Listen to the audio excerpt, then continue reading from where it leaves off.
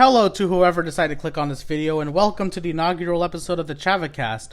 I'm your host, Chavapa Ramirez, and the ChavaCast is a monthly podcast where we talk about the latest of gaming and film news. And the fun thing is that most of it is improv. Yes, I'm not reading from a script, so all of this is raw and uncut. Well, except for the parts where I don't talk. That part has to be cut, because I'm not talking. But normally, we have a guest on the show, but unfortunately, since this is the first episode, I couldn't really get anyone to come. So, yeah, it's just gonna be me today. But I'll try to get someone for episode 2. But, yeah, so today's subject will be the latest Nintendo Direct, which happened a couple days ago, or at the time of recording this, at least. And, yeah, there's quite a bit to talk about. Alright, so let's start off with the beginning of the Direct, which started off with a Smash announcement. So the new Smash fighters, I'm positive absolutely everyone is stoked for them. Apparently, we got Pyra and Mithra, I don't know how you pronounce that name, coming to Smash Bros. And yeah, I'm positive absolutely everyone is happy that we're getting another anime sword fighter, but this time, this one's different. They got them big bazongas. Sorry, but yeah, I've never played any of the Xenoblade games at all, or Xenoblade Chronicles 2 is where these two are from. Have not played them. I don't really plan to play them, but at least I hope that the characters are fun to play as, and to anyone who actually wanted them, I'm happy for you guys, well, now we just gotta wait for the Sakurai Presents and see which characters ended up being skinned alive to become Mii fighters. But yeah, the interesting thing is that Pyra and Mithra are technically 2 characters in one. So that's interesting. I think we should move on from Smash now. Alright, so apparently we also got some other games coming to the Switch, such as Fall Guys. Yes, Fall Guys, like the little Among Us looking guy. I don't know, you be honest, I can't be the only one who thinks like Fall Guys and the Among Us looks very similar. Either way, the Fall Guys is coming to Nintendo Switch, so which is nice, I mean, previously the game was a PlayStation exclusive, and maybe I might give it a shot on Switch. And we also have another game called the Outer Wilds. Sorry, I don't know, I confused the two. I heard that the Outer Wilds was a pretty good game. I've never played it, but yeah, I might check it out. Probably not on Switch though. The Switch version looks a little crusty. We also have another game which is coming to the West for the first time. We got Famicom Detective Club, I believe it's in the 1 and 2. I don't know. I've never heard of this series before. Is it? I'm guessing by the name that it's been around since the Famicom, like the Japanese version of the NES. It seems interesting, but I don't think this game is really made for me in particular. So yeah, don't expect me to talk about this one too much. And then we also had a pretty lengthy announcement for a game called for Samurai Warriors 5, which I'm guessing is similar to Dynasty Warriors from the looks of it. I don't know. I never really liked Dynasty Warriors. The gameplay, I mean, I love hack and slashes, but Dynasty Warriors, there's something about it it doesn't appeal to me, unfortunately. Sorry to say. But, yeah, Samurai Warriors 5. I know there's an audience for this, and I hope they're happy. So, yeah. We also got another Secret of Mana game, or actually, not really Secret of Mana, but another Mana remake with Legends of Mana coming to the Switch, which I would say is kind of interesting. Although, I've only played one of the Mana games, which was Secret of Mana for the Super Nintendo. I do know there was a remake, but man, the remake is terrible. And I have not played Trials of Mana, so yeah, I'm not sure if I'll play this game, unfortunately. Seems interesting though. And after that, we got a very long segment dedicated to Monster Hunter Rise, a game that's coming I think next month or a month afterward. I'm not sure. I haven't really been keeping much track with this game, but yeah, like I've played a couple Monster Hunter games. Like I think most recently I played Monster Hunter World. I tried to get into it. I really couldn't.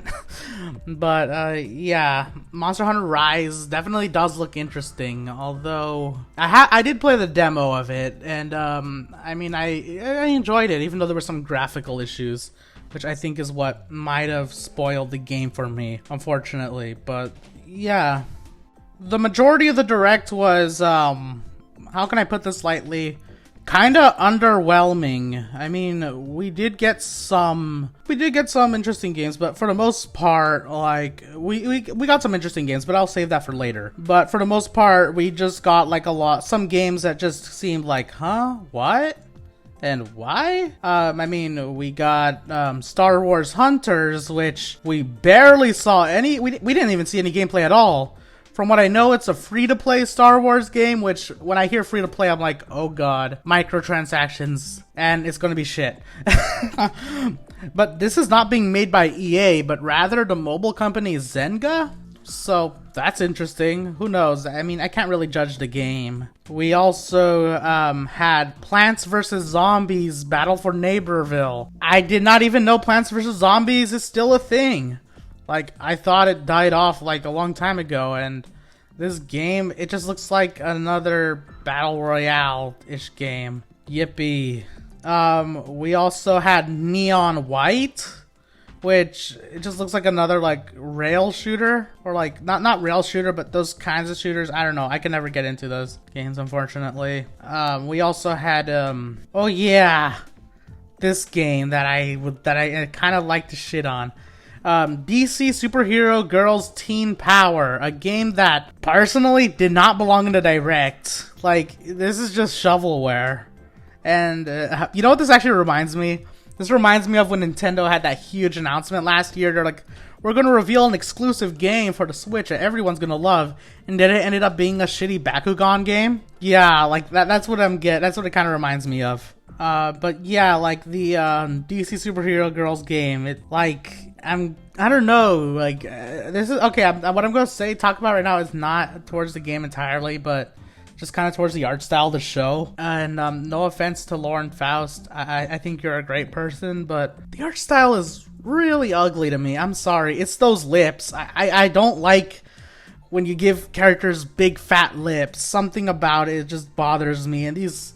Oh god, the lips are just, I hate it. But whatever, obviously this game was not meant for me, unfortunately, so yeah, I think I should stop talking about it. We also had a few other games. I think one of the games that, even though I wasn't expecting, but had such a huge production, like, trailer to it, was a game called Knockout City. Yeah, or aka the dodgeball volleyball game, whatever it was, basically battle royale. But the way they made the trailer out, they made it out to seem like it was going to be like the Gumball of video games. Like, you had this dude, like Call of Duty looking guy, you had a Raid Shadow Legends-esque orc, and a pixel princess. So I mean, there was a lot of potential with that trailer, but no, I mean, those are not game characters at all. That's just used to promote this Fortnite faker, Knockout City. I mean, a lot of production value used for nothing. That's all I can say. I can't be the only one who feels this way about this next announcement, which was for... I forgot the name of it already. Oh my god. I should remember. Oh, yes. Project Triangle Strategy. That's the actual name of the game. Basically, it's a strategic RPG. I'm not really a big fan of these, but they're cool, I guess. I mean, it's made from the same... It's made by Square Enix and is apparently connected to the Octopath Traveler game that came out a while back. I don't know. These names are really fucking weird. But all I know is like that this in the direct they dragged on this particular part way too long for me. Like I was almost falling asleep. I'm sorry, but I think I should actually there's a demo of the game. I don't know if I should check it out for a video or something. I'm part of me is thinking like, no, don't do the video on that, Chavapa. You're just gonna make everyone fall asleep. And I don't know. There's also a survey, and I think I already know what I'm gonna write on the survey. I'm just gonna tell them that make the game more exciting. Sorry. I think I should move on from this one and talk about the actual meat and the potatoes of the Direct, the actual good stuff. And speaking of good stuff, there was plenty of it actually in the Direct. I mean, and a lot of surprises too. Like for example, the new Mario Golf, Super Rush, I think, or Speed Rush. I forgot the name of it. Let me look again. Super Rush, yes. Mario Golf Super Rush was a surprise in the Direct, and I'm actually looking forward to it. I mean, it's been a long time since we had like a console Mario Golf. The last one was, believe it or not, Toadstool Tour for the GameCube, and this one actually looks to be pretty fun and actually looks really nice. I don't think I'm gonna play with motion controls, however. Oh, and the best part about it. It has a story mode, but that's not all. They actually brought back the Miis, and I was just so ecstatic by that. I'm so happy because I missed those little guys. I love the Miis. But the Direct managed to make this even better because afterward, Miitopia was revealed, or a remake of Miitopia was revealed to be coming for the Switch sometime in May, and my god, this actually looks really fun. And I played the original back on 3DS, and I'm excited for the remake. This actually, like, I'm very happy that that the Miis are starting to come back and get recognition, because I was starting to miss them immensely. And yeah, I might actually do a video on Miitopia now that it's on Switch, so that would actually be a lot of fun to do. And another thing that, you know, a game that I've been kind of looking at recently was No More Heroes 3.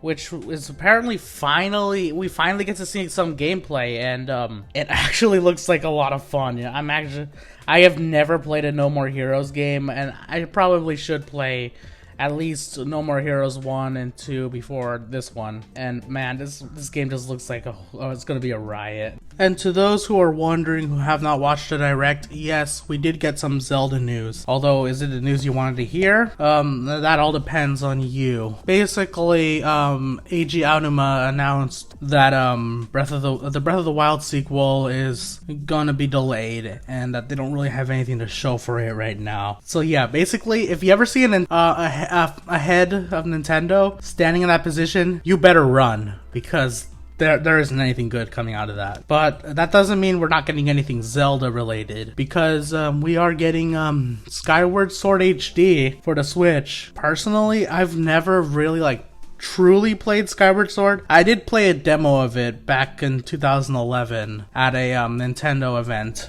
held in San Francisco. But yeah, I know Skyward Sword is probably one of the most divisive Zelda games ever due to the fact of its motion controls. While the motion controls aren't that great, to be honest, especially the Wii. I'm definitely looking forward to this game. You know, I actually want to try out the game now that there will be button controls, as motion controls are no longer required. So that definitely piqued my interest, and I would love to check out Skyward Sword on Switch. Oh, that's not the only thing. We will also be getting Skyward Sword Joy-Con, which is something I really want to get, even though it's going to cost an arm and a leg. And yeah, that was pretty much it for Zelda news. But that wasn't all the news for the Direct though.